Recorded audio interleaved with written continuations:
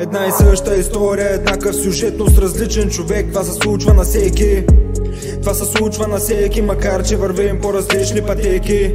И като имаш нещо цяло и сам си го чупиш, не може да дойдеш и после да искаш с прости ми да си го откупиш. И вече сълзите не значат нищо, не те не стават за валута. Остават ти спомените, а последната дума остава нечута. Сякаш на рамото ми си представям ръката ти, но вече е празно. Отричам и боря се, но това ме побеждава, воювам на празно.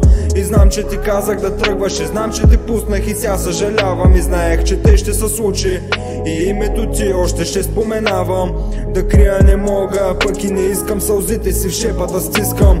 Напред натискам, но вече съм соло пред тебе, душата ми беше наголо. Как си, добре ли си, интересувам се, но не мога да те питам.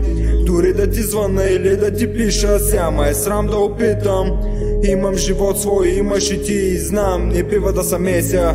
Само се чудя с какво да успея сега и теб да заместя. Минава ден след ден, минаха месеци.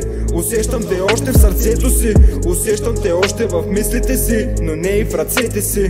Усещам, че липсваш, усещам, че няма те. Бягам от липсата в спомените и там намирам не двамата. Щом отворя очите, различна е драмата. Бяхме отбор срещу целия свят, само двамата с целия цвят. Само двамата с нашата страст, само двамата с цялата власт. И тогава, когато не бяхме аз и ти, а имаше нас, имаше страст. Искахме всичко да вземем, не искахме някаква част. Нямаше пас, няма значение, място и час у нас и у вас. Помня прегръдката ти и нежния глас, цялата страст и любов твоя глас. Но за жалост вече го няма, липсва ми тона на тихия глас.